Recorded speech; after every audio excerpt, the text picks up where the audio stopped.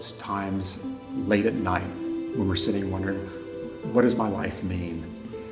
We usually think of it in terms of our own self-cherishing, that what do others think of me? All of us, when we go through tragedies in our life, that we look for something beyond ourselves, something that has a higher meaning. Things like our career, our material goods, our 401k, that's the way we judge ourselves. That's the way we think that society judges us. And there's things like anger, jealousy, spite, envy, hatred, aversion. Those are not our natural state. Our natural state is peace and calm and tranquility and love and compassion. That lies in our nature. Those other negative emotions are laid on top of those. And so we've got to strip those away to get back at what our core is. The value of our life are the simple acts of love and compassion that we commit every single day. That's what builds, that's our legacy. And that's what we take to our next life. That's the wealth that we take. It's inner wealth. We have an opportunity in this life to fulfill the true meaning of our lives. And the true meaning of our lives isn't by the size of our bank account, and by the car that we drive or the house. Those are nice things to have. But when we look for the meaning of our life, the meaning of our life is built around our spiritual development, by our progress. And until we start to accept and understand our own death and what that means and how critically important it becomes to continue that spiritual development and to realize the full potential of our lives, we'll never make progress. And the other thing that as Buddhists that we try to achieve is at death, we want to die with a peaceful mind, because it determines our next rebirth. Because if we die with an angry mind, then we're going to have a lower rebirth. We can be born into a hell realm or an animal realm or hunger gross realm. So at the very least, we want to maintain that happy mind to achieve another human rebirth so that we can continue our spiritual development. And if we don't understand the nature of our existence and the nature of our death, we will have fear at death.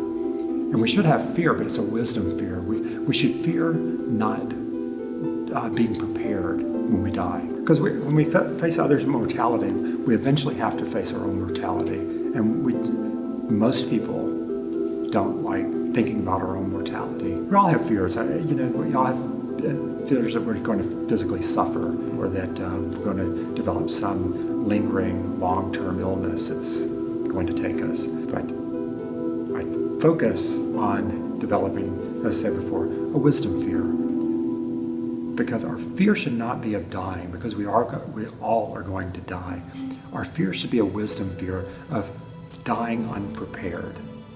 And so all of my spiritual practice, and for all of us here as Buddhists, our focus is on preparing for our death, so that at the time of death, we're not holding anger or clutching at our prior life, that we're able to die with that peaceful mind that we need to die. The loss of a loved one needs to be respected. We need to understand that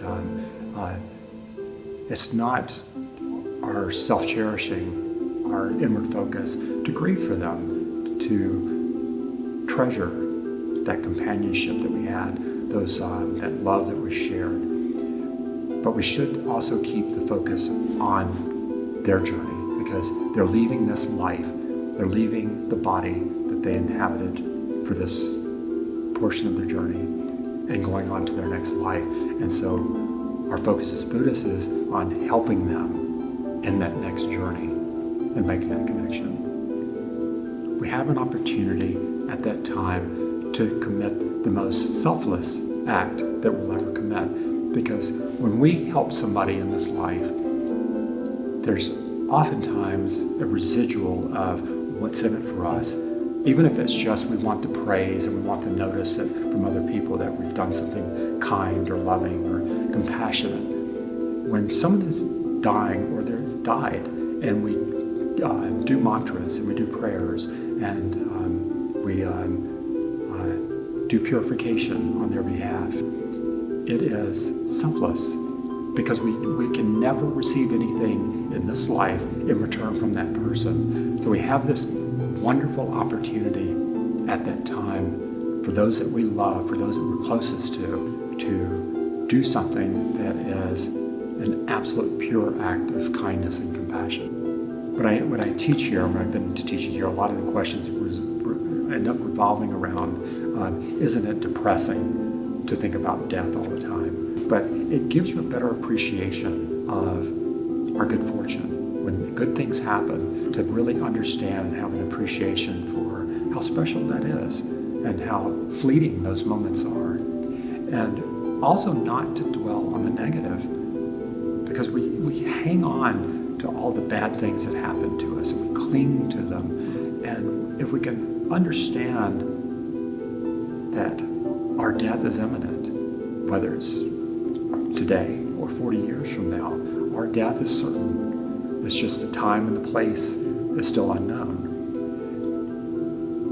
But if we can understand that and accept that in our day-to-day life, then our moments of happiness become even more joyful.